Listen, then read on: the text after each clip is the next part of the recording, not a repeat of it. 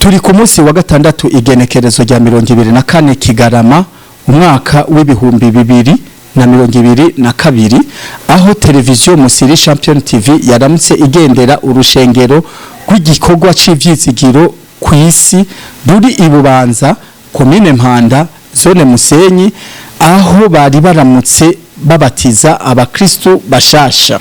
Imbere yuko babatiza pasiteri yabanje kubaha impanuro zijanye n'ico gikorwa bagiye gukora.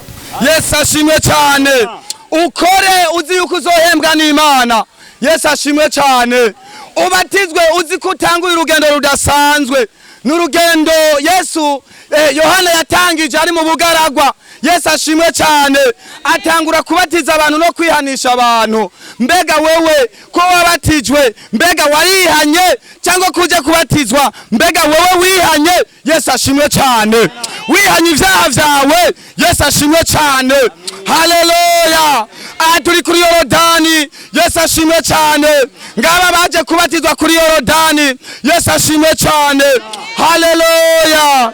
Yesu ashimwe cyane, twaje kubatizwa, twaje kubatiza, twaje guherekeza baje kugarikirenge mu cya Yesu Kristo, haleluya. Onaje kubatizwa muri Yorodani, ariko Yesu ashimwe cyane, mbega ko naje kubatizwa nihanye ivyaha vyanje. Yesu ashimwe cyane, wiyumvire, haleluya. Ufata umwanya wiyumvire kuri iri jambo. Yesu ashimwe cyane, mbega ko waje kubatizwa bimeze gute mu mutima wawe? Yesu ashimwe cyane, dusabe mukinguruke kugira ngo dutangure n'igikorwa kidasanzwe. Yesu ashimwe cyane.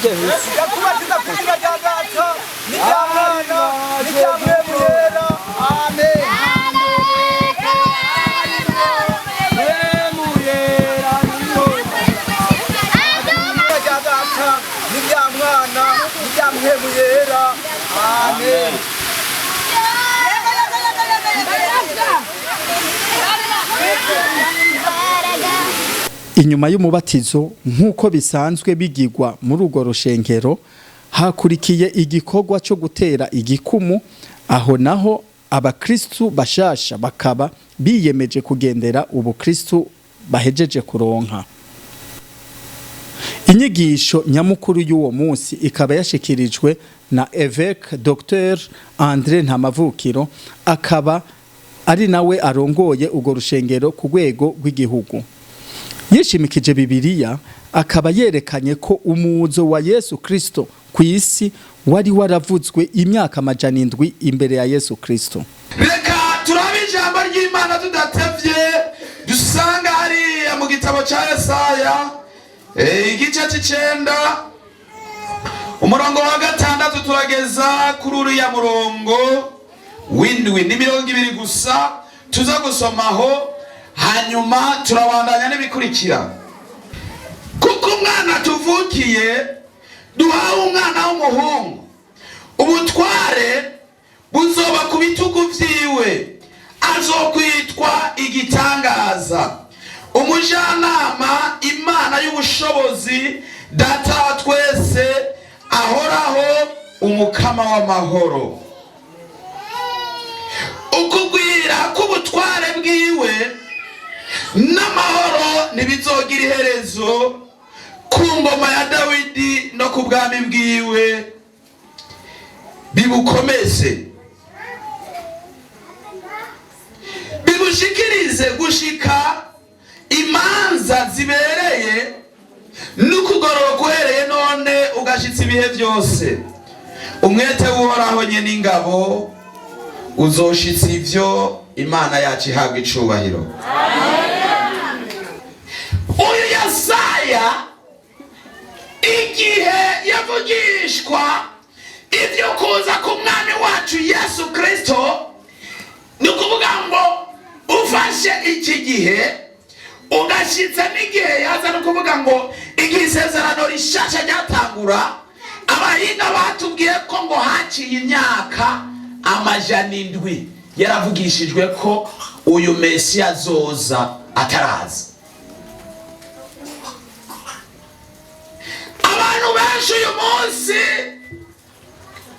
usanga kenshi iyo baronse ubuhanuzi baca batangura kurambirwa, ngo urumva ngo Imana yatebeje, imana nitevya yo ibikora uko ishaka.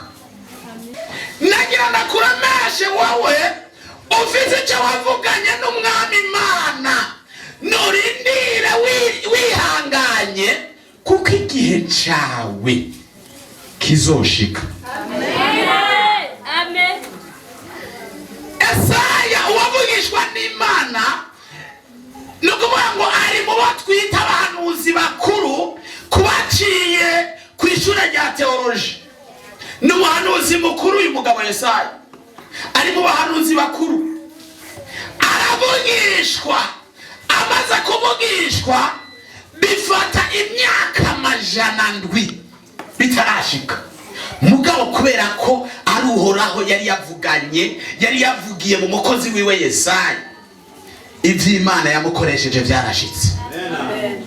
Haleluya. Amen. Mu kurangiza ibikorwa vy'uwo munsi, Evêque Dr André Ntamavukiro akaba yashikirije abakristo akamaro ko kubatizwa. Iyo umuntu abatijwe abatanguye intambuko y'ikiyaga kiza. Nico gituma hari ibikorwa utarabatizwa tutakwemerera gukora mu rusengero. Mugabe yubatijwe, aha, uca witwa umukristo kwiye utabanje kumwakira muri wewe ngo ugendane nawe ubane nawe. Ngira ndakubwiza ukuri, biragoye kandi biragoye ukuntu uzobona ubwami bw'Imana.